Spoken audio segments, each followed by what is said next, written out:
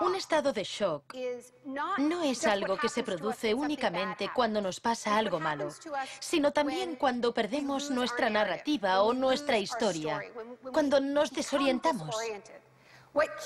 Lo que nos mantiene orientados, alerta y a salvo del shock es nuestra historia.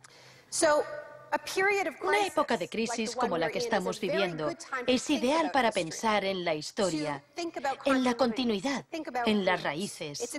Es un buen momento para situarnos en la historia de la lucha humana. La doctrina del shock.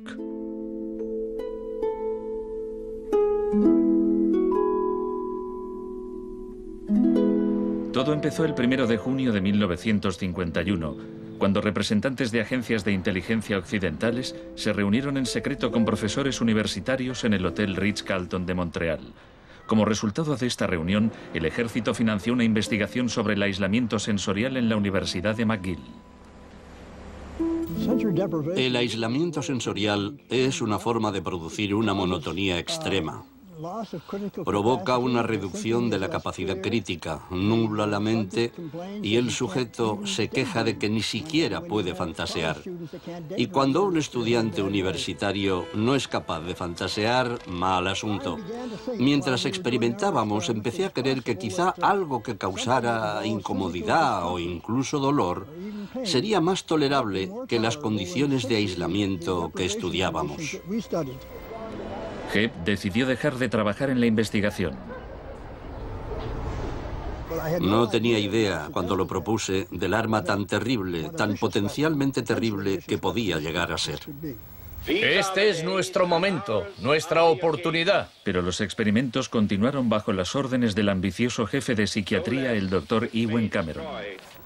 Su trabajo iba mucho más allá que el nuestro. Nosotros dejábamos muy claro que el sujeto podía marcharse en el momento en que quisiera, y algunos se iban.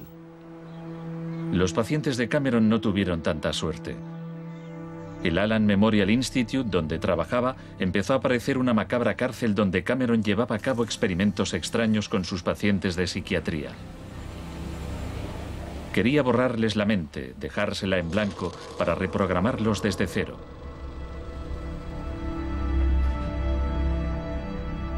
Janine Huart, una joven madre de 4 hijos, padecía una depresión posparto. Me entraban escalofríos cuando me decían, mañana te toca tratamiento de electrochoque. Me estremecía, me daba mucho miedo.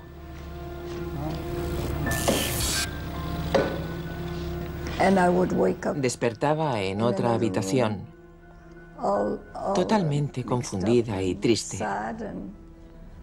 Y me quedaba muy afligida después.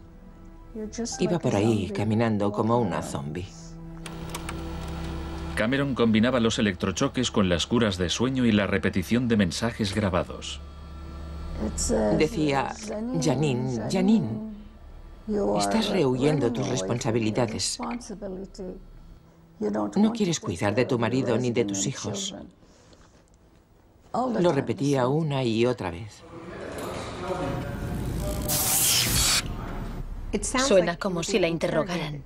Sí, como si me interrogaran, pero ¿con qué objeto? La CIA no tardó en poner en práctica los hallazgos de Cameron. Muchas de sus técnicas figuran en el manual Kubark de interrogatorios para el contraespionaje. He aquí unos fragmentos. Es una tesis central del manual que estas técnicas son, en esencia, métodos para provocar la desviación de la personalidad.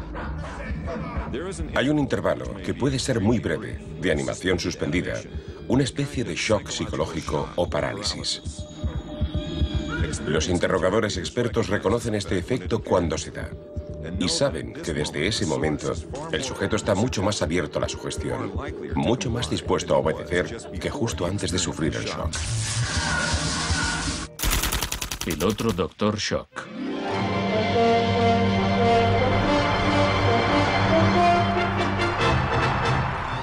En la misma época en que Ewen Cameron realizaba sus experimentos en Montreal, un partidario de otro tipo de shock trabajaba no muy lejos de allí. Milton Friedman era profesor de economía en la Universidad de Chicago. Creía que la terapia de shock económico impulsaría a las sociedades a aceptar un capitalismo más puro y desregulado.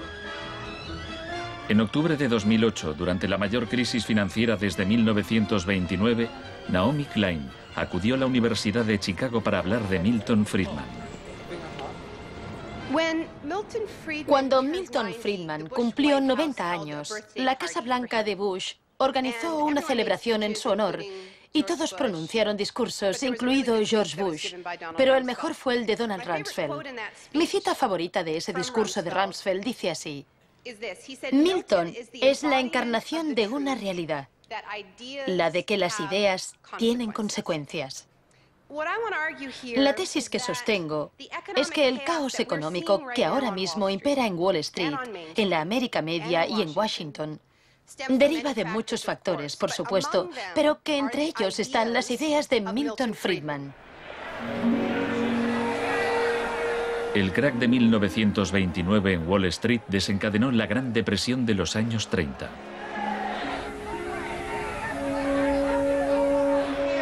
En la base de las tesis de Friedman estaba su oposición a la política del New Deal anunciada por el presidente Franklin Roosevelt en su discurso de investidura.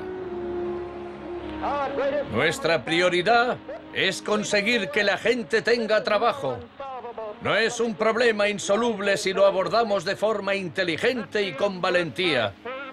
Quiero expresar mi firme creencia de que no debemos temer a nada, excepto al miedo en sí.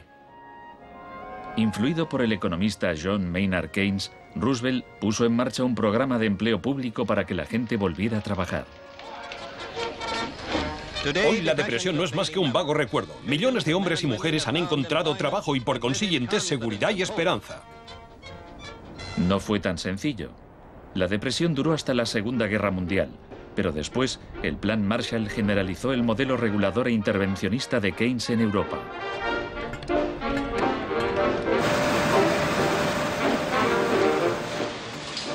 Sus principios gozaron de gran aceptación, aunque no por parte del Departamento de Economía de la Universidad de Chicago. Milton Friedman, desde esta universidad, libró una guerra contra el New Deal. Friedman era miembro de un grupo llamado Sociedad Mont Pelerin, dirigida por el economista Friedrich von Hayek. Creían que si el gobierno dejaba de prestar servicios y de regular los mercados, los problemas de la economía se resolverían solos. En los 50 los consideraban bichos raros, pero en los últimos 30 años sus ideas se han convertido en la doctrina económica dominante. La tesis de la doctrina del shock es que nos han contado un cuento sobre cómo estas medidas radicales han triunfado en el mundo, que no se han propagado de la mano de la libertad y la democracia, sino que han requerido shocks, crisis y estados de emergencia. Milton Friedman entendía la utilidad de las crisis. Solo una crisis, real o percibida, produce auténticos cambios. Cuando esa crisis sobreviene, las medidas que se toman dependen de las ideas que flotan en el ambiente. Primera puesta a prueba, Chile. Fue en Chile donde los seguidores de Friedman aprendieron a explotar un shock o crisis a gran escala. Por lo general, los voceros del neoliberalismo, los publicistas oficiales, ni siquiera mencionan a Chile. Empiezan a contar la historia a partir de Thatcher y Reagan, porque eso queda mucho mejor.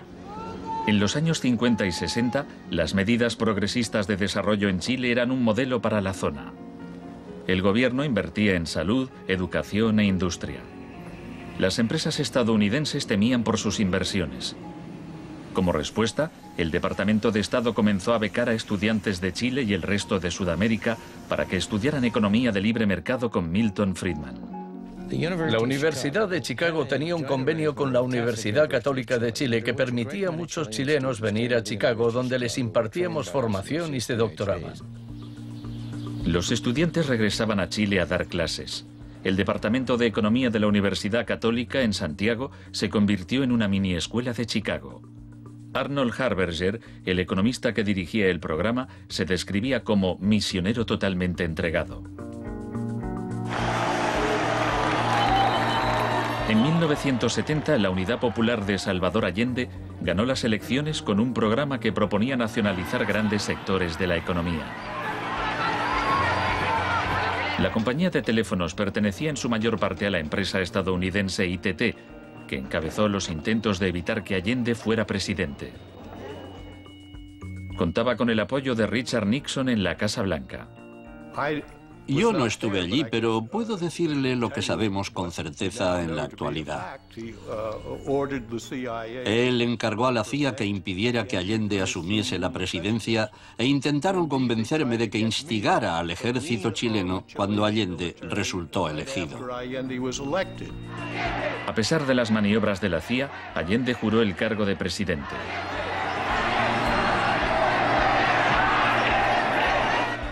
Richard Nixon ordenó al director de la CIA que hiciera gritar a la economía. El señor Nixon es presidente de Estados Unidos y yo soy presidente de Chile.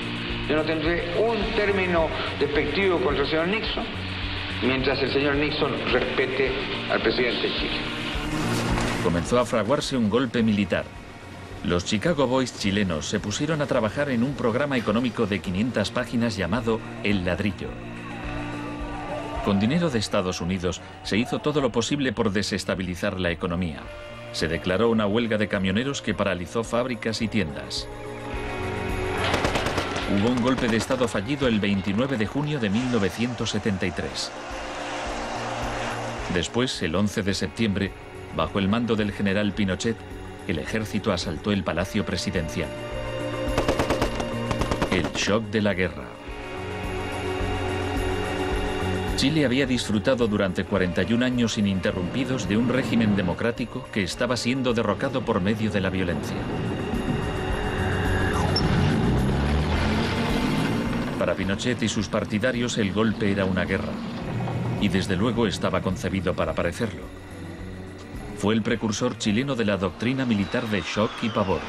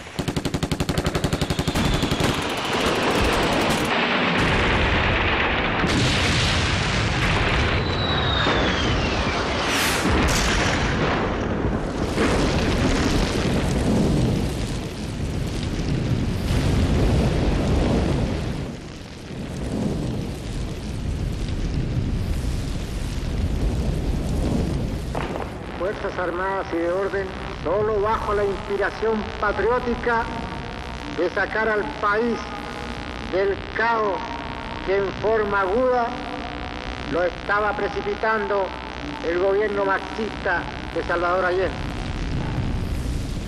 Los Chicago Boys entregaron a Pinochet el ladrillo, su plan económico.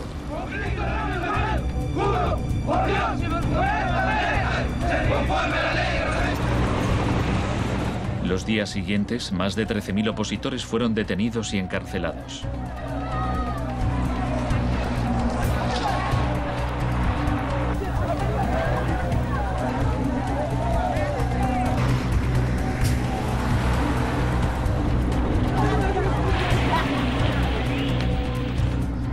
Recluyeron a miles de presos en el Estadio Nacional y a muchos los torturaron. El mundo fijó su mirada en Chile. ¿Cuántas personas?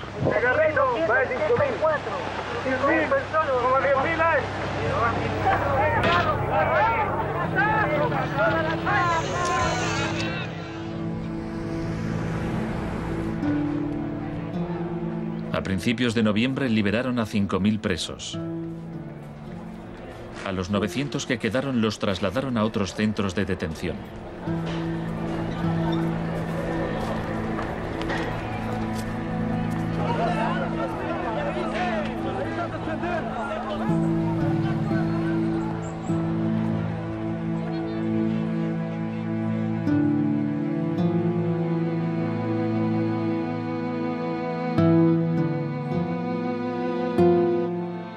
Menos de un mes después, la FIFA dejó a Chile jugar una eliminatoria para el Mundial de Fútbol en ese mismo estadio.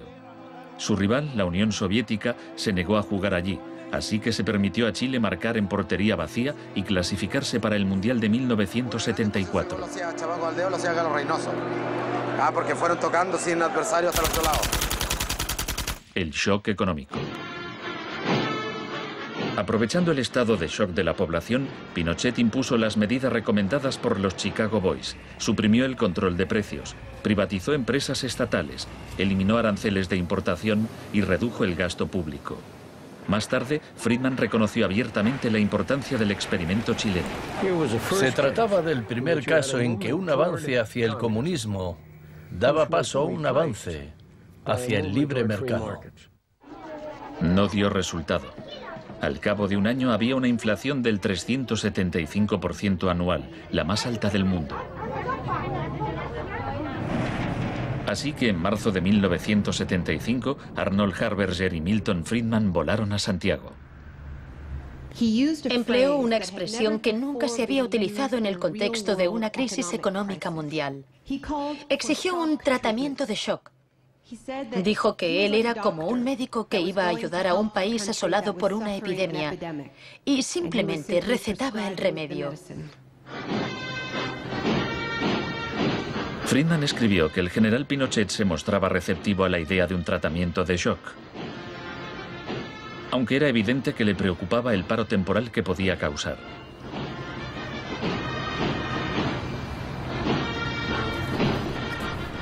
Pronto quedó claro que la política económica de Friedman favorecería a los ricos a costa de los pobres. Se calculaba que una familia que intentara subsistir con el salario mínimo tendría que gastar el 74% de sus ingresos en pan. Viajar en autobús o beber leche se había convertido en un lujo. Pinochet acabó con la distribución gratuita de leche en las escuelas, disposición similar a la polémica medida que había tomado la joven ministra de Educación británica que más tarde sería su amiga. ¿Me siento aquí? Gracias. Muchas gracias. Para poder imponer estas políticas económicas, había que sembrar el miedo hacia un enemigo. Tampoco creo que se haya triunfado totalmente sobre el marxismo. El marxismo es como un fantasma. Cuesta mucho tomarlo. Mejor dicho, no se puede tomar.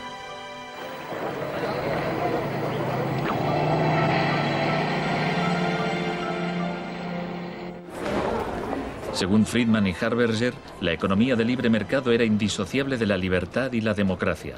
Pero en Chile, donde sus ideas se estaban aplicando en el contexto de una dictadura militar, no era así. Muchos latinoamericanos veían una relación directa entre los shocks económicos que empobrecían a millones de personas y las torturas infligidas a quienes creían en una sociedad distinta.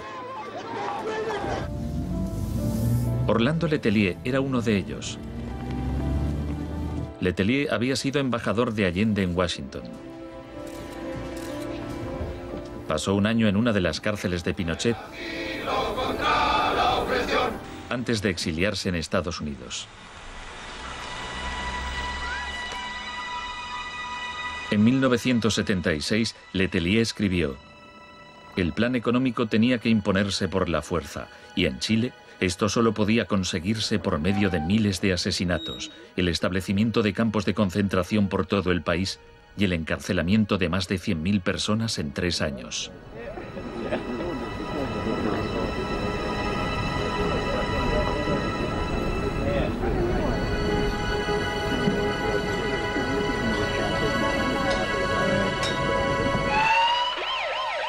Antes de que pasara un mes, Letelier murió en un atentado con coche bomba. Buenas tardes. Una potente explosión ha destrozado un coche que circulaba por el normalmente tranquilo Embassy Road de Washington. El chileno era Orlando Letelier, ministro de Exteriores durante los últimos meses del régimen marxista del difunto Salvador Allende. Damos paso a Richard Roth. Michael Townley, miembro de la policía política secreta de Pinochet, estaba detrás del atentado. Había entrado en Estados Unidos con pasaporte falso y la CIA estaba al corriente de ello. Michael, buenas noches. Buenas noches, Pablo. La opinión del Poder Judicial chileno, ¿hay confianza en él? Mire, yo confío plenamente en la justicia chilena, como patriota y luchador antimarxista y juntista por sobre todas las cosas. Pese a su confianza, Townley fue extraditado a Estados Unidos y condenado por el asesinato de Letelier. Pinochet gobernó Chile como dictador durante 17 años, pero en una entrevista en que se sinceraba, Harberger seguía negándolo. Un gobierno represivo no puede durar mucho tiempo en el marco de un sistema de auténtica libertad económica. El año del asesinato de Orlando Letelier se le concedió a Friedman el Premio Nobel de Economía.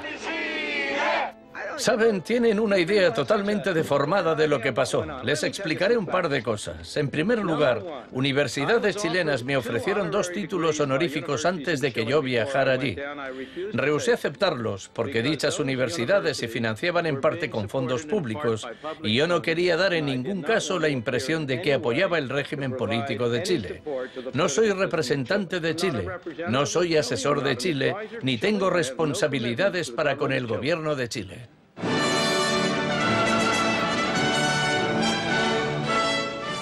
Y ahora le cedo la palabra al profesor Milton Friedman. Friedman, vete a casa. Friedman, vete a casa.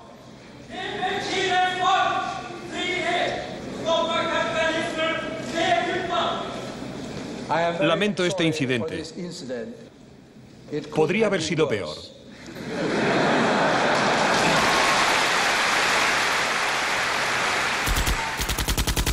La revolución se propaga.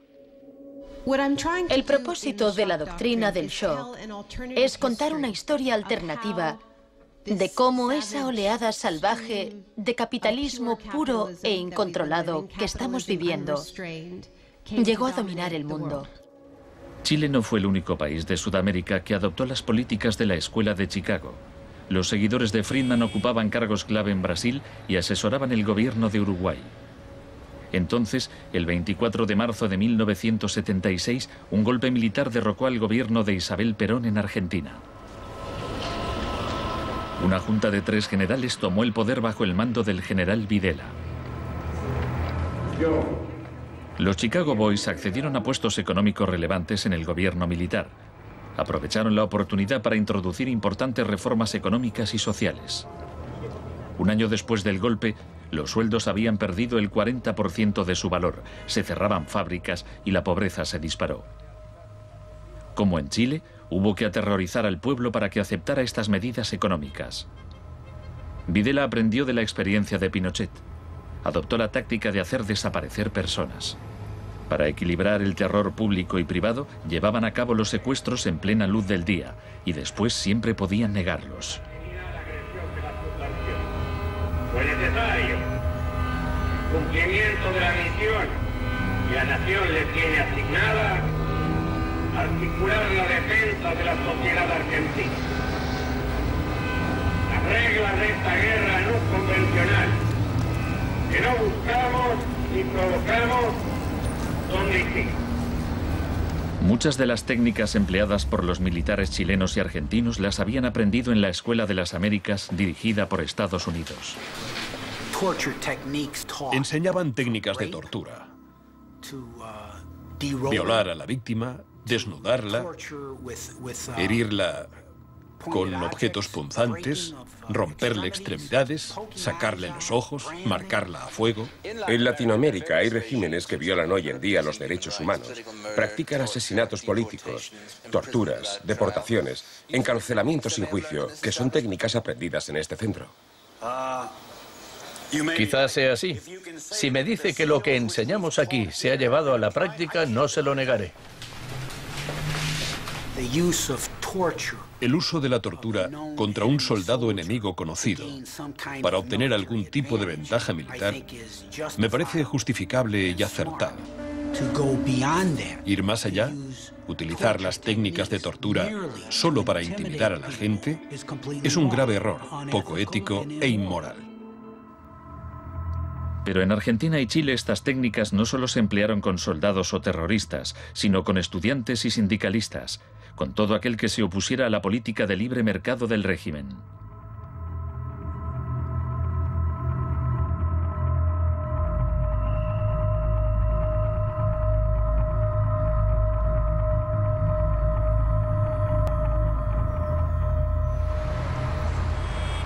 En 1978, la Junta de Argentina fue anfitriona del Mundial de Fútbol. La final se jugó en un estadio que estaba aproximadamente a 1 kilómetro del mayor centro de detención del país, donde había miles de presos en cámaras de tortura. Decir que con los goles, con el grito de gol, se tapaba la voz de los secuestrados, los gritos de los secuestrados, era una realidad. Organización extraordinaria, miles y miles de banderas, miles y miles de gargantas enronquecidas, 25 millones de argentinos que tienen un solo color, el celeste y blanco. El fútbol ha hecho el milagro del país, de este maíz maravilloso que nos siguen atacando a aquellos que... Argentina llevó su régimen de terror un paso más lejos que Chile. Entre los desaparecidos había cientos de mujeres embarazadas a quienes les permitieron dar a luz antes de asesinarlas. De todas aquellas mujeres que estaban embarazadas, les permitieron tener a sus hijos para una vez que nacieran, sacárselos. Y eso sucedió con 500. Yo soy uno de esos 500. Esos niños, muchos de los cuales fueron criados por familias afines al ejército, eran un escalofriante recordatorio del proyecto de la Junta de rehacer toda la sociedad.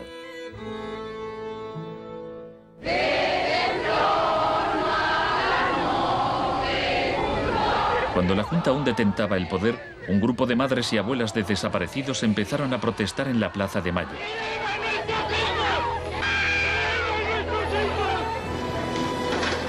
Como detectives buscaron a los niños perdidos. Tras la caída de la Junta, localizaron a algunos y los reunieron con sus familias.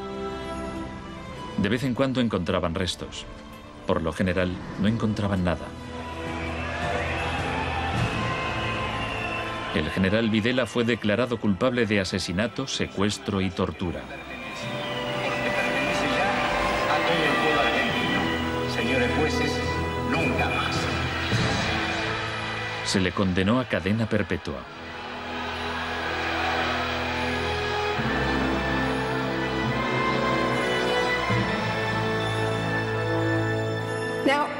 Estos primeros experimentos en Latinoamérica plantearon a Friedman y a sus acólitos un serio problema ideológico.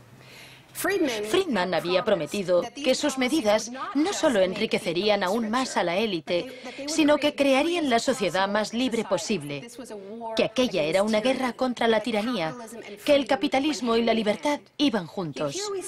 Sin embargo, vemos que en los 70 los únicos países que ponían en práctica esas ideas eran dictaduras militares. Nixon había dado todo su apoyo a la imposición de ese liberalismo brutal por parte de las dictaduras sudamericanas. En cambio, el caso de la política económica dentro de Estados Unidos, donde Nixon se estaba jugando la reelección, era harina de otro costal.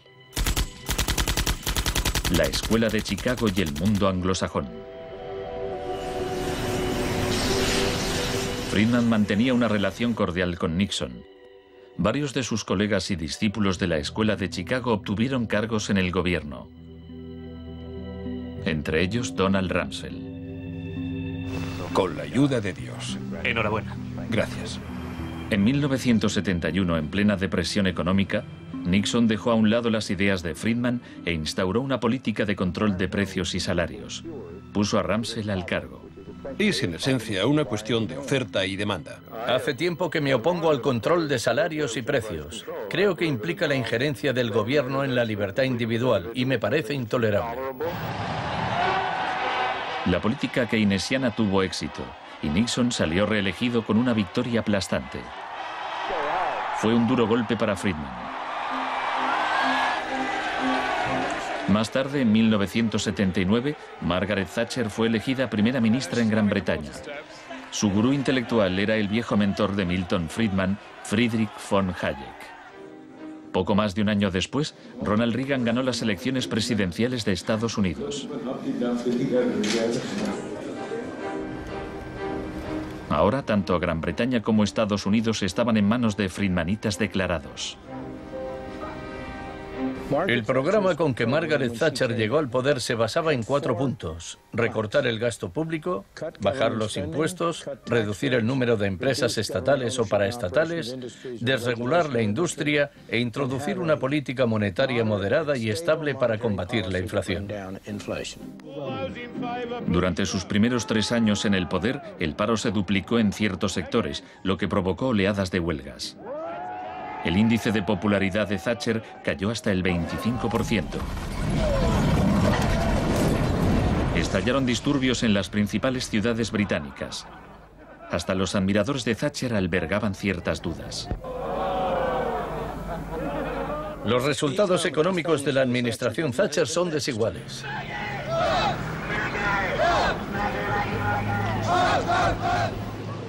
A quienes esperan ansiosos a que yo haga caso del eslogan favorito de los medios, dar vuelta atrás, solo puedo decirles una cosa: dad vuelta atrás vosotros si queréis.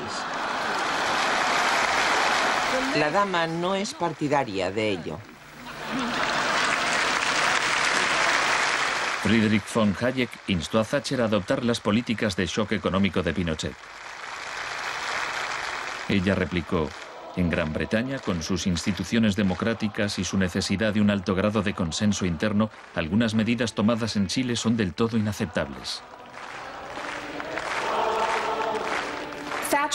La enorme impopularidad de Thatcher demostraba una vez más que el fundamentalismo del libre mercado era demasiado impopular y perjudicaba directamente a demasiada gente como para sobrevivir en un sistema democrático que requería el consentimiento de los gobernados, a diferencia de una dictadura militar. Lo que sacó a Thatcher del abismo y salvó finalmente el proyecto fue una crisis, la crisis suprema, de hecho, una guerra. Estamos aquí porque, por primera vez en muchos años, un territorio de soberanía británica ha sido invadido por un país extranjero. El gobierno ha decidido que un importante destacamento zarpe en cuanto se hayan ultimado todos los preparativos. El acorazado Invincible irá en cabeza. La mayoría de los británicos ni siquiera había oído hablar de las Malvinas, pero cuando Argentina invadió el pequeño archipiélago a miles de kilómetros de distancia, en el Atlántico Sur, Thatcher aprovechó la ocasión para hacer honor al apodo Dama de Hierro. Caballeros, me dicen que la bandera blanca ondea sobre Stanley. La guerra terminó menos de 3 meses después. Cuando las tropas regresaron al Reino Unido, las celebraciones patrióticas inundaron el país. Thatcher ganó las elecciones de 1983 por amplia mayoría. Esto le permitiría aplicar una forma de terapia de shock económico como la impuesta en Chile.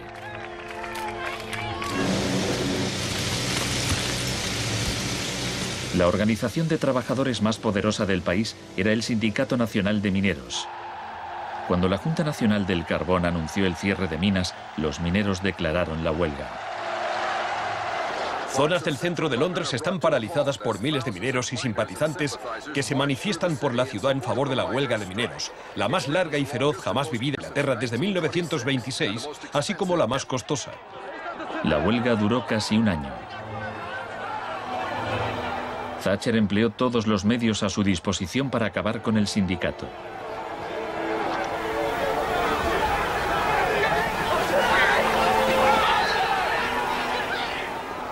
Al final, los mineros fueron derrotados. Thatcher aprovechó esta victoria para implantar la revolución de la Escuela de Chicago en su país. Una serie de anuncios vistosos promocionaba un programa de privatizaciones masivas. Thatcher vendió la industria del acero, el agua, la electricidad, el gas, el teléfono, aerolíneas, el petróleo. Privatizó las viviendas públicas, salieron a concurso los servicios municipales. En 1986 se desregularon los servicios financieros y la banca. Se le llamó el Big Bang. No hace falta que le recuerde a ninguno de los presentes que el Big Bang es solo el principio. En el Reino Unido, antes de Thatcher, un gerente general ganaba 10 veces más que el empleado medio. En 2007 ganaba más de 100 veces más.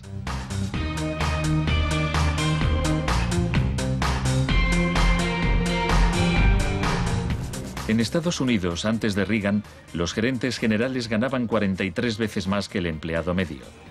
En 2005 ganaban más de 400 veces más. Friedman reconocía abiertamente que Thatcher y Reagan estaban haciendo mucho por difundir la doctrina de la Escuela de Chicago en el mundo. Por aquí, señor Reagan. He pensado que debía colocarse aquí. La coincidencia en el tiempo de los mandatos de Thatcher y Reagan fue sumamente importante para la aceptación pública en todo el mundo de un enfoque distinto de la política económica y monetaria. Muchas gracias. Voy a describirles un plan y una esperanza a largo plazo. Que el avance de la libertad y la democracia relegue al marxismo-leninismo al basurero de la historia, tal como ha hecho con otras tiranías que coartan la libertad e impiden que la gente se exprese. Más allá del telón de acero. Todos conocemos el cuento de hadas sobre la caída del comunismo. Occidente, con Reagan y Thatcher al mando, parecía tan próspero a los ojos de la gente del bloque comunista que ésta a su vez empezó a exigir medidas radicales de libre mercado. En realidad no sucedió así. Es cierto que quienes vivían oprimidos por el autoritarismo comunista querían la democracia de verdad y que querían poder ir a comprar tejanos y a comer Big Macs. Eso es cierto. Pero eso no significa que aspiraran al capitalismo salvaje con oligarcas descontrolados y sin protecciones sociales, que acabó por instaurarse en tantos países del bloque del Este que aún lo padecen hoy en día. Thatcher había hecho lo posible por socavar el poder de los sindicatos en el Reino Unido, pero en 1988 viajó a Polonia para ofrecerle su apoyo al sindicato Solidaridad. Se trata del proceso para pasar de donde están ahora a donde quieren estar. Como consecuencia de las huelgas en Polonia, se permitió a Solidaridad participar en las elecciones de junio de 1989, lo que a su vez desencadenó oleadas de manifestaciones en toda Europa del Este.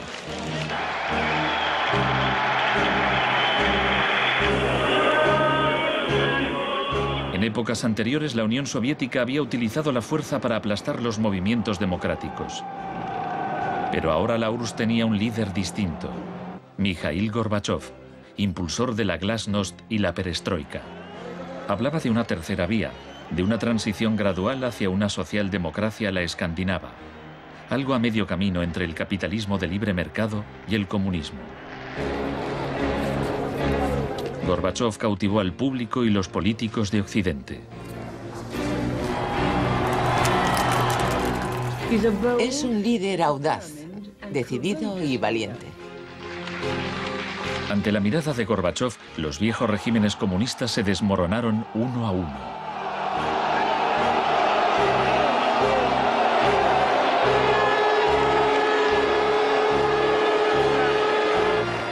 A finales de año, el símbolo más famoso de la división de Europa fue derribado.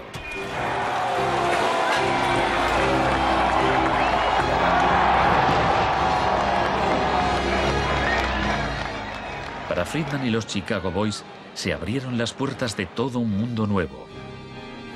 En la Unión Soviética, Gorbachov quería reformar la economía rusa poco a poco.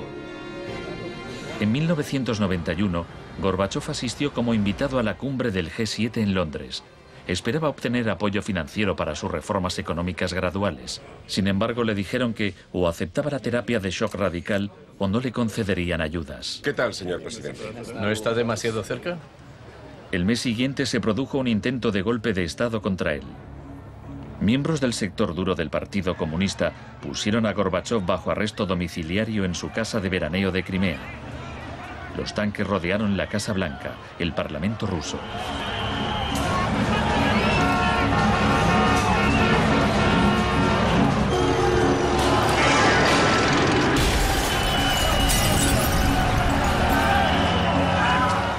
En el caos de los enfrentamientos callejeros, era evidente que, para reforzar su posición, el sector duro debía recurrir a la violencia. Estos choques entre el pueblo y las fuerzas del orden son algo nunca visto desde los tiempos lejanos de la Revolución Rusa. Hoy, cuando amanecía sobre un mar de escombros, empezaba a quedar claro que el golpe se estaba desmoronando. El edificio del Parlamento ruso estaba a salvo. El ejército no había intervenido. Y en el interior, Yeltsin tenía más poder que nunca.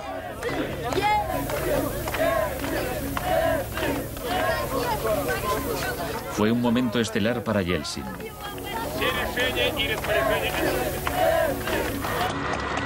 Gorbachov fue puesto en libertad y regresó a Moscú, pero había perdido buena parte del poder.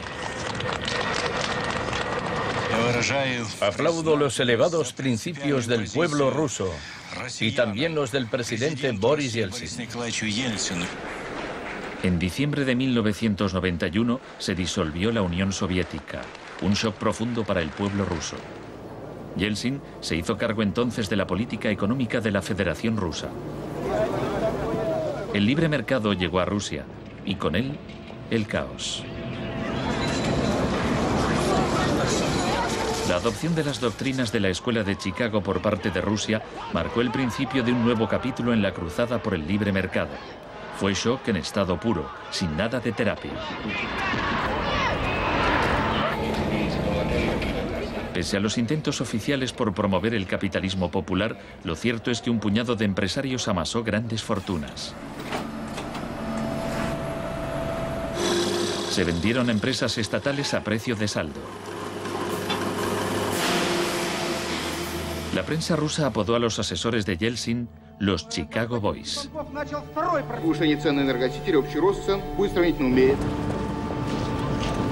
Gracias a la terapia de shock de Yeltsin, en 1992 los rusos consumían un 40% menos que en 1991. Un tercio de la población había caído en la pobreza y la gente tardaba meses en cobrar su sueldo. Según las predicciones de un experto, 140 millones de rusos pronto vivirán bajo el umbral de la pobreza. La corrupción era generalizada y el crimen organizado se disparó. Moscú se convirtió en el nuevo salvaje oeste.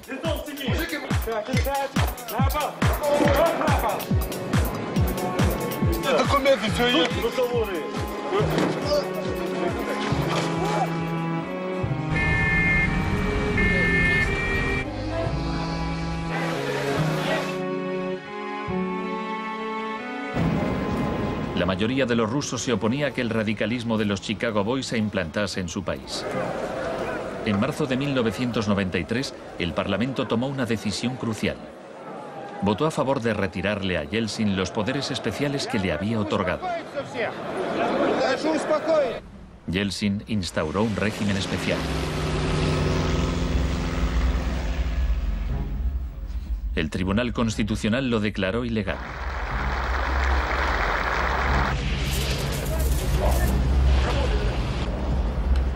El 21 de septiembre, Yeltsin, al estilo Pinochet, disolvió el Parlamento.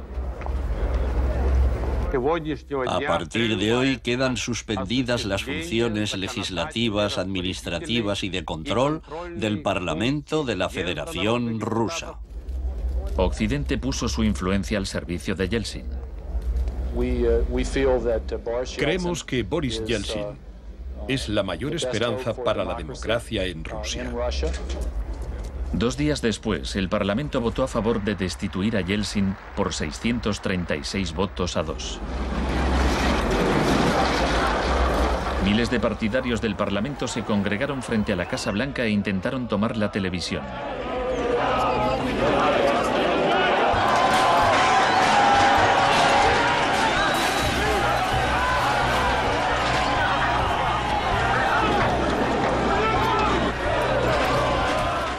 Parecía que los defensores del Parlamento iban ganando. Yeltsin voló de regreso a Moscú de su casa vacacional. Esa noche, 100 manifestantes murieron en los enfrentamientos con las fuerzas de Yeltsin.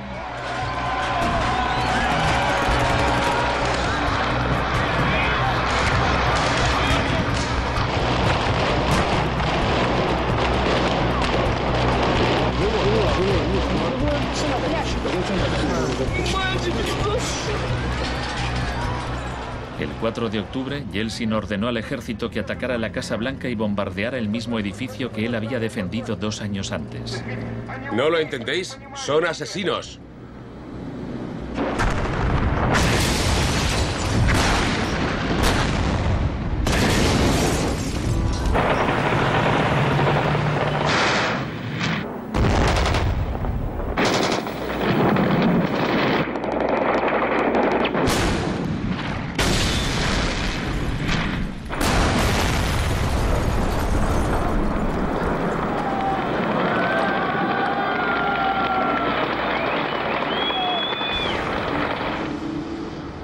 Warren Christopher, el secretario de Estado norteamericano, dijo: Estados Unidos no suele apoyar la suspensión de parlamentos, pero corren tiempos excepcionales.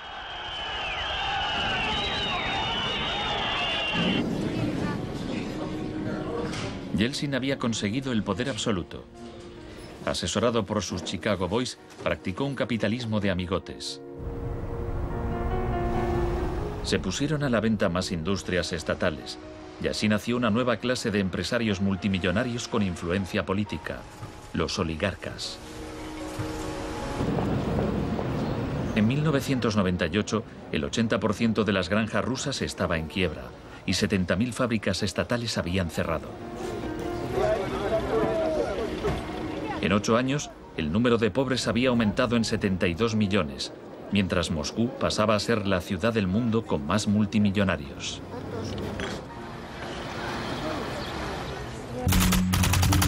Un nuevo enemigo.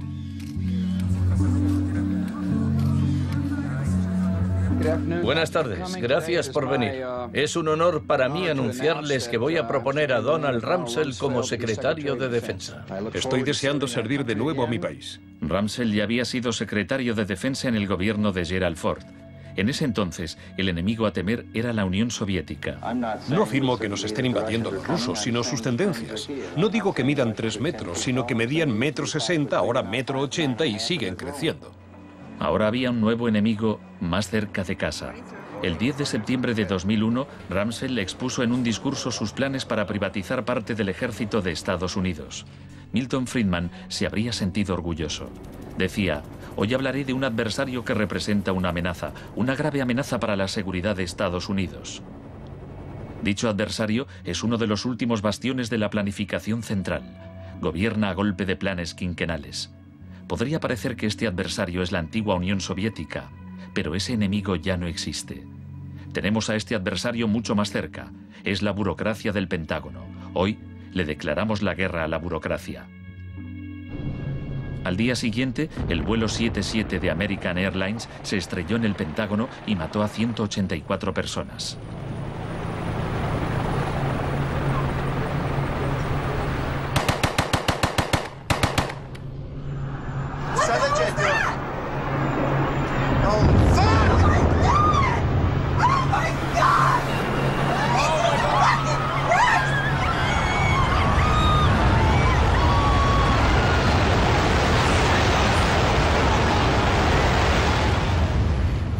Piensen en la sensación de la gente tras los atentados. ¿Quién es esa gente? ¿De dónde son? ¿Por qué nos odian? Se produjo una rotura de esquemas colectiva. No vivíamos en el mundo en que creíamos vivir. Y nuestros líderes no dejaban de repetir que todo aquello que creíamos entender antes del atentado ya no era vigente. Se acuñó una nueva frase, mentalidad pre-11S. Lo que ocurrió en ese momento fue que surgieron teorías nuevas por arte de magia sobre un choque de civilizaciones. De pronto, ese era el mundo en que vivíamos. Resultó que había un eje del mal y que estábamos librando una guerra contra el terrorismo. Esta guerra abstracta e imposible de ganar ha tenido enormes consecuencias económicas. Antes de 2001, la seguridad nacional apenas podía considerarse una industria. Hoy en día es más importante que las industrias del cine y la música juntas. Entre el 11 de septiembre de 2001 y el año 2006, el Departamento de Seguridad Nacional pagó $130.000 millones a contratistas privados. Este es el complejo del capitalismo del desastre, una nueva economía basada en el miedo. Será una batalla monumental entre el bien y el mal. La guerra contra el terrorismo, primera parte. La mejor defensa contra el terror es una ofensiva global contra él, allí donde esté. La primera fase de esta guerra fue el bombardeo de Afganistán.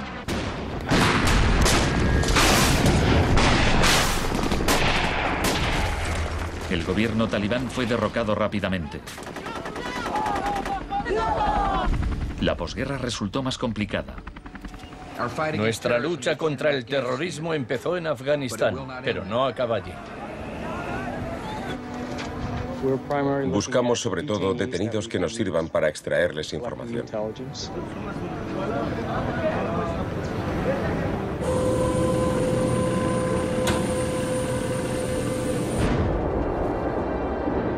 En Guantánamo, las fuerzas estadounidenses pusieron en práctica por primera vez las técnicas del manual Kubark de forma explícita y pública. Oficialmente aprobadas por la Casa Blanca, fueron mostradas abiertamente por televisión en todo el mundo. El aislamiento, tanto físico como psicológico, debe mantenerse desde el instante de la captura. La capacidad de resistir se ve reducida por la desorientación. Los presos deben guardar silencio en todo momento y jamás se les debe permitir hablar entre sí. 3 de los presos, Asif Iqbal, Rual Ahmed y Shafiq Rasul, eran de Tipton, Inglaterra.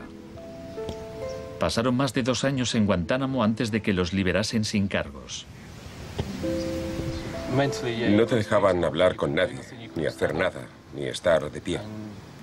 Te obligaban a pasarte todo el rato ahí sentado. Yo pensaba, ¿qué demonios está pasando? ¿Dónde estoy? ¿Pasaremos aquí el resto de nuestra vida? ¿Podremos regresar a casa, volver a ver a nuestra familia? De los 779 presos retenidos en la bahía de Guantánamo, solo 3 han sido condenados por algún delito.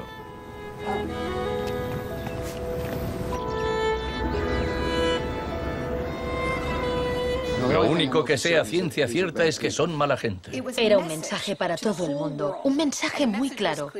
Esto es lo que te pasa si te interpones en nuestro camino. La guerra contra el terrorismo, segunda parte. La guerra contra el terrorismo no se libra contra un solo hombre o contra un solo país. Se alegaron muchas justificaciones para la invasión de Irak.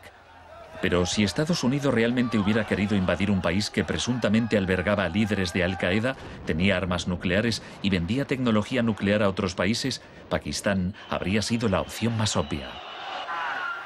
Tenía contactos estrechos con los talibán y el poder estaba en manos de un dictador militar.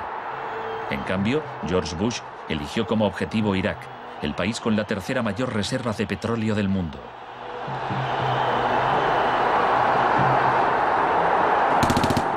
La guerra como tortura de masas.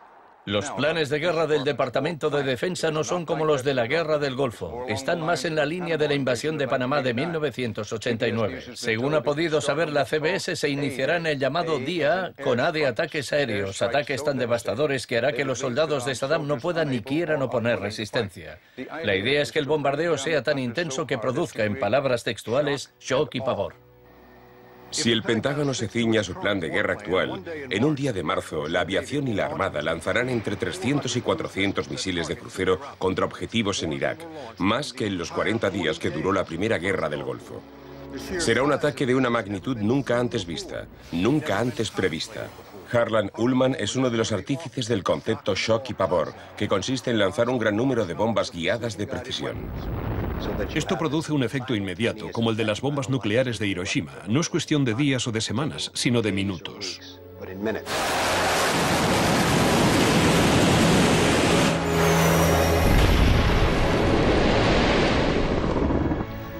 Además, paralizas la ciudad, es decir, la dejas sin energía ni agua y lanzas una campaña implacable de desgaste, de modo que al cabo de 2, 3, 4 o 5 días, ellos quedan agotados física, emocional y psicológicamente.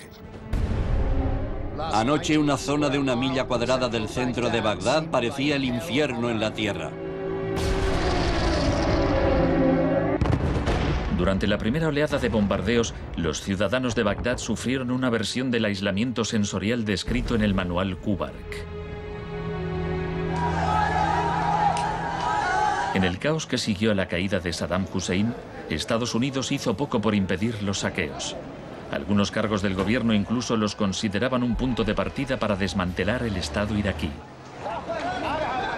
John Agresto, encargado de reorganizar la educación superior, veía el saqueo de escuelas como una oportunidad para empezar de cero.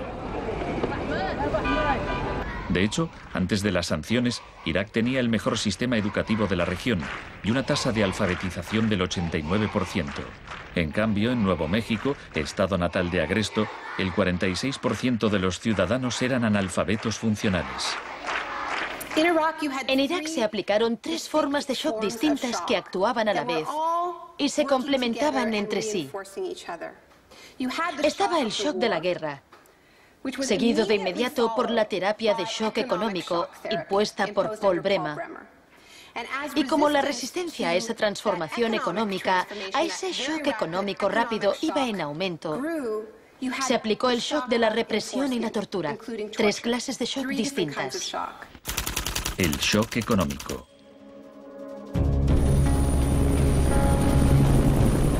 En mayo de 2003, Paul Bremer fue nombrado enviado presidencial de Estados Unidos a Irak. 2 semanas después de su llegada, declaró el país listo para los negocios. Creemos que la coalición cuenta con una autoridad lo bastante amplia para decidir el rumbo de la economía iraquí. Bremer sabía poco sobre Irak, pero mucho sobre el capitalismo del desastre. Había fundado la Crisis Consulting Practice en los inicios del boom de la seguridad nacional.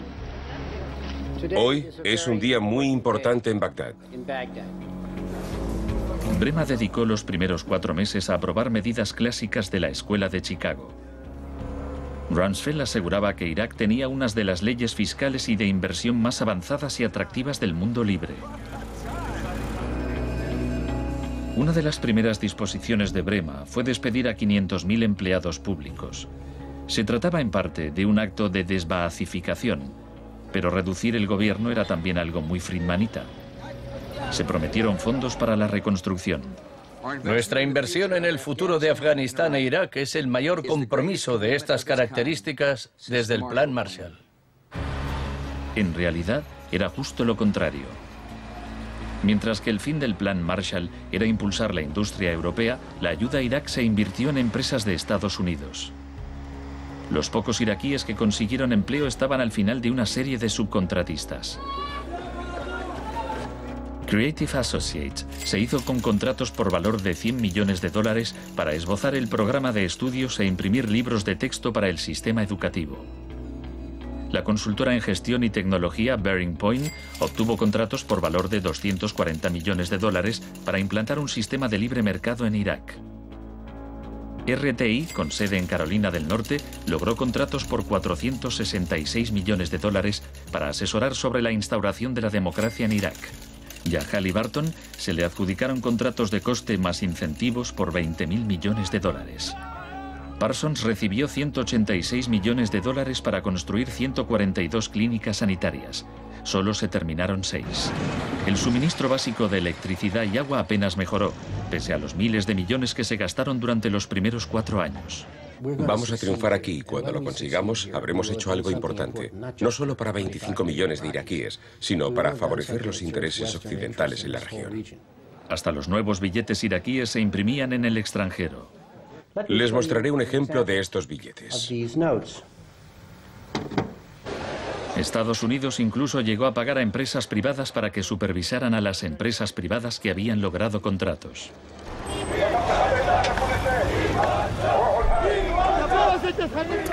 Estuve en Bagdad en 2004, cuando empezaban a cometerse atentados con frecuencia. De hecho, la noche en que llegué, una bomba estalló muy cerca del hotel. Pero lo que más me impactó entonces fue que, a pesar de la violencia y del caos, los iraquíes salieron a la calle a protestar al día siguiente. 19 muertos y 100 heridos en Nayaf. Lo que pedían en esa época era elecciones, tener voz y voto en el desarrollo de la era post-Saddam. En los primeros días de la ocupación, las protestas eran pacíficas, pero a medida que pasaba el tiempo, como las protestas no daban resultado, cada vez más iraquíes se unían a la resistencia armada.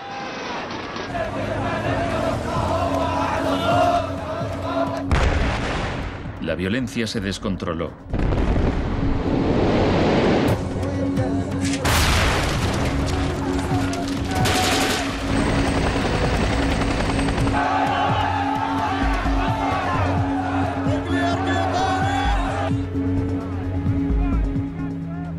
había ocurrido en Sudamérica 3 décadas antes, se dejaban cuerpos en la cuneta a modo de advertencia. Eran los desaparecidos de Irak.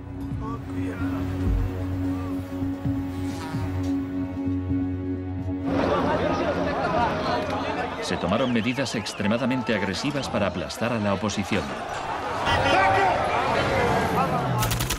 El shock de la represión.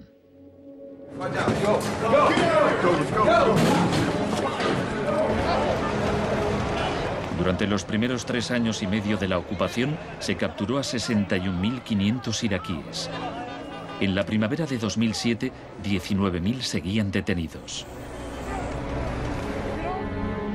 En prisión los interrogaban con técnicas derivadas de las que ideó la CIA, basándose en los experimentos realizados por Ewen Cameron en los años 50.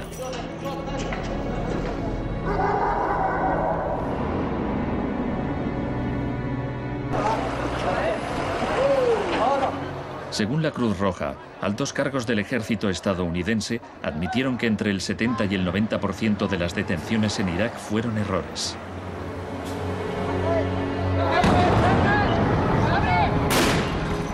Aunque el caos que reina en el país parezca un fracaso de la terapia de shock, en Irak el capitalismo del desastre ha florecido. El desastre en sí era una buena oportunidad para hacer negocio.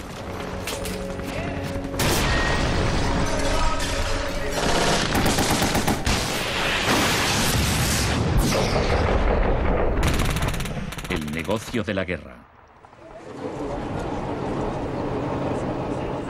El gasto militar de Estados Unidos prácticamente se ha duplicado desde 2001. Se acerca a los 700.000 millones de dólares al año. Ya en 1961, el presidente Eisenhower, que no era precisamente de izquierdas, advirtió del peligro de un ejército demasiado poderoso. La conjunción de una estructura militar inmensa y de una gran industria de armamento es algo nuevo en la historia de Estados Unidos. Debemos precavernos contra una adquisición de influencia injustificada, deliberada o no, por parte del complejo industrial militar. No debemos permitir jamás que esa combinación suponga un riesgo para nuestras libertades o nuestros procesos democráticos. La guerra de Irak ha sido el conflicto más privatizado de la historia contemporánea. La zona verde de Bagdad es una versión extrema de lo que está pasando en todo el mundo. Se trata de una zona privada y segura, protegida del caos exterior.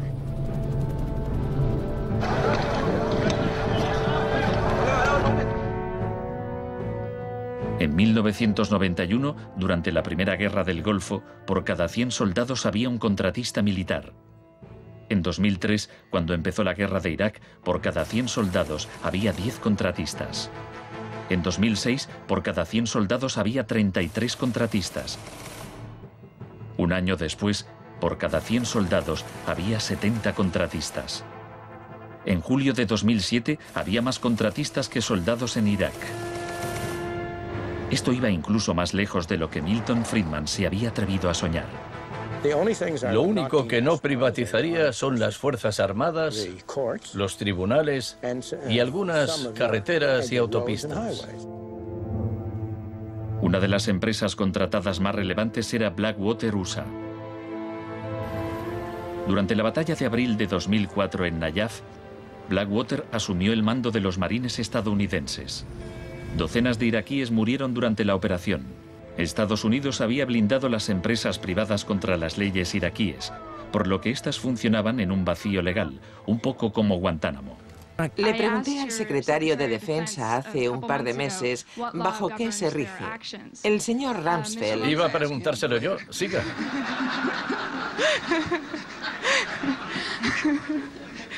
¡Socorro! Iba... Del mismo modo que la terapia de shock de Cameron dejaba a los pacientes confundidos y deshechos, los múltiples shocks infligidos a Irak redujeron al país a un estado de anarquía y violencia sectaria. En la época en que ejecutaron a Saddam, en 2006, morían 1000 iraquíes por semana.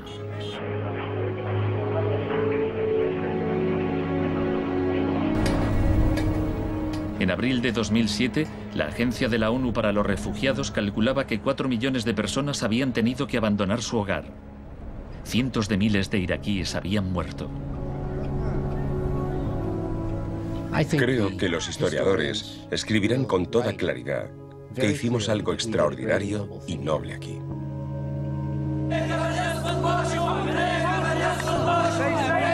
Esta es una manifestación contra el terrorismo americano. Los americanos arrestan y matan a mujeres y niños, insultan a los ancianos y matan a los jóvenes. América es terrorismo, América es terrorismo.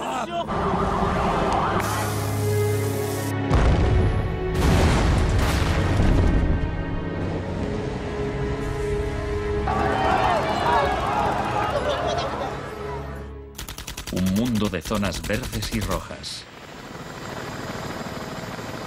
Cuando el huracán Katrina llegó a Nueva Orleans en agosto de 2005, el mundo presenció horrorizado una especie de apartheid del desastre. Quienes tenían recursos se marcharon de la ciudad, mientras decenas de miles de desfavorecidos tuvieron que quedarse prácticamente sin ayuda del Estado. Fui a Nueva Orleans cuando la ciudad todavía estaba inundada y descubrí que lo que había visto en Irak se repetía, no en un periodo de posguerra, sino después de un terrible desastre natural. Milton Friedman murió en 2006. La última recomendación que hizo sobre política oficial aparece en un artículo que publicó en el Wall Street Journal 3 meses después del Katrina. Dice, la mayor parte de las escuelas de Nueva Orleans están en ruinas y también las casas de los alumnos. Los niños se han dispersado por todo el país. Es una tragedia y también una oportunidad para introducir reformas radicales en el sistema educativo. Proponía privatizar completamente los colegios de la ciudad. Era su canto del cisne.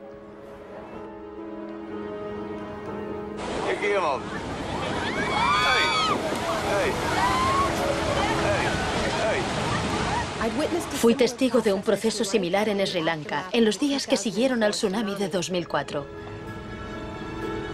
A gente que había vivido en la costa desde hacía generaciones se le impidió volver a fin de poder privatizar los terrenos y venderlos a hoteles de lujo.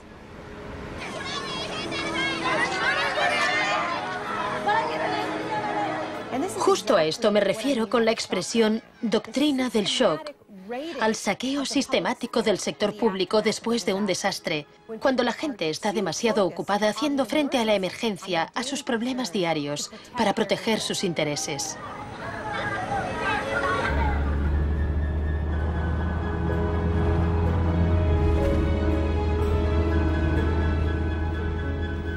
Tal vez el primer acto de resistencia sea negarnos a impedir que borren la memoria colectiva. En 2008, Naomi Klein visitó Villa Grimaldi con Isabel Morel, viuda de Orlando Letelier. Villa Grimaldi es un monumento a la crueldad del régimen de Pinochet y a su posterior derrota. Villa Grimaldi fue el principal centro de tortura mientras se buscaba implementar la política de shock económico. Esta es la que tú señalas en el libro como las casas de uno por uno donde estaban los detenidos en Villa Grimaldi. No le tenía ningún cariño a Pinochet, pero considero que fue nuestro maestro en muchos sentidos. Aprendimos qué era el mal.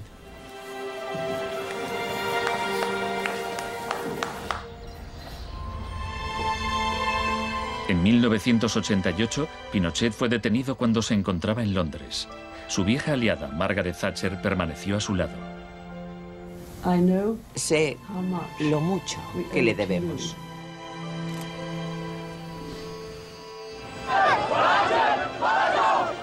Hicieron falta 30 años para que el experimento económico que Pinochet fue el primero en probar diera la vuelta al mundo hasta Irak. Aún así, las similitudes entre pasado y presente son asombrosas.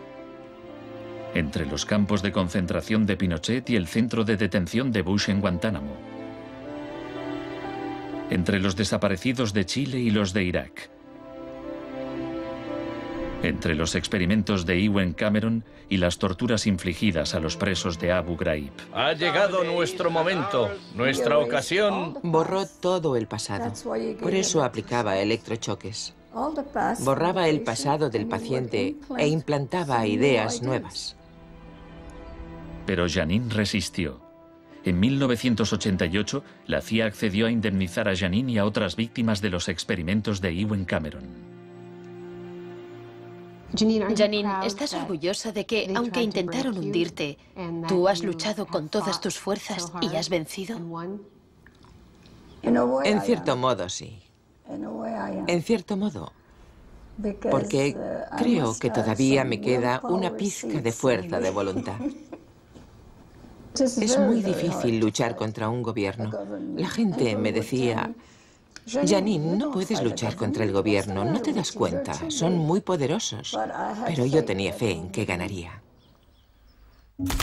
El fin de una era. Los mercados no regulados son volátiles por naturaleza. Las burbujas se inflan y al final estallan inevitablemente. Tras la desregulación del Big Bang, en los 80, se han producido varios shocks económicos. En 1987 hubo un lunes negro. Los mercados se desplomaron de forma espectacular. Fue el mayor derrumbe porcentual ocurrido en un mismo día en la historia de la bolsa. En 1992 hubo un miércoles negro cuando los especuladores de divisas hicieron fortunas apostando contra la libra. En 1997 estalló la crisis asiática. En un año, 600.000 millones de dólares se perdieron en las bolsas de Asia.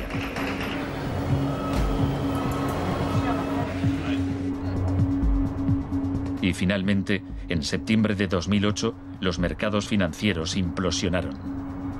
El mercado no está funcionando correctamente. Ha habido una pérdida generalizada de confianza.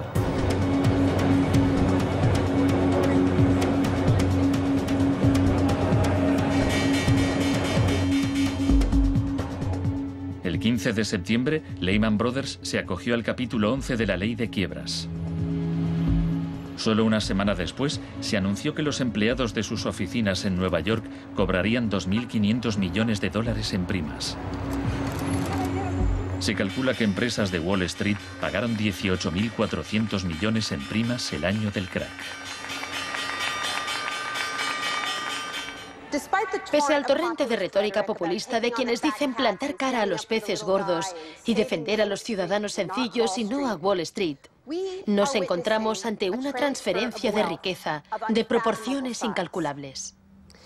Se está transfiriendo riqueza del sector público, de las manos del gobierno, que la ha recaudado de la gente de a pie en forma de impuestos, a manos de las empresas y los individuos más ricos del mundo.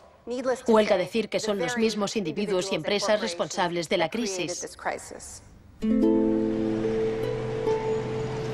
Nos encontramos en medio de un tsunami crediticio imprevisible. He encontrado un fallo cuyo alcance y duración ignoro, pero es algo que me tiene muy inquieto. En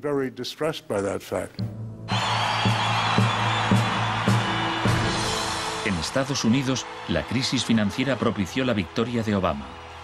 El país quería cambiar de rumbo. ¡Hola, Chicago! Esta crisis está claramente considerada por casi todo el mundo un resultado directo de esta ideología concreta de la desregularización y la privatización. La magnitud de la crisis abre una puerta a la esperanza.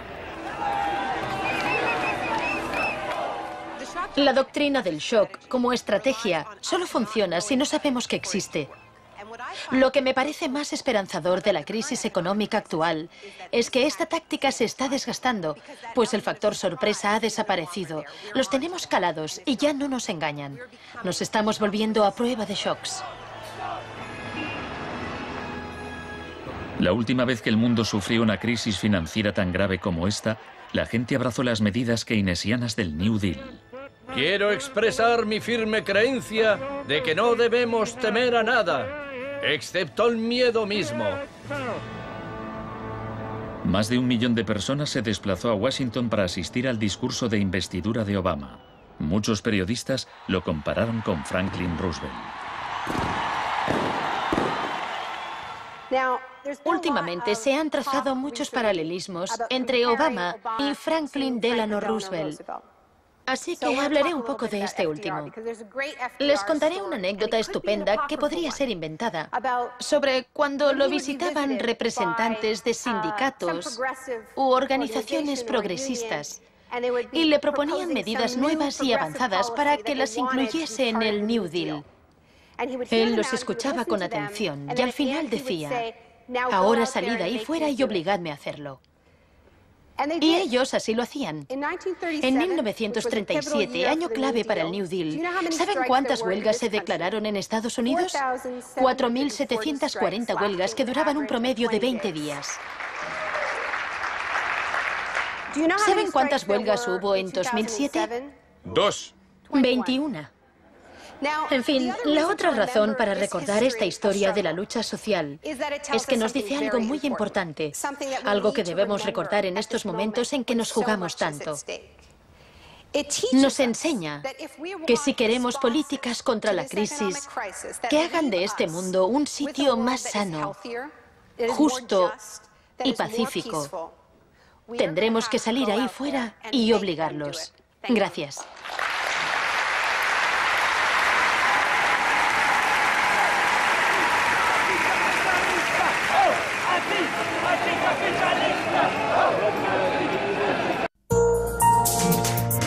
Volvemos en 2 minutos.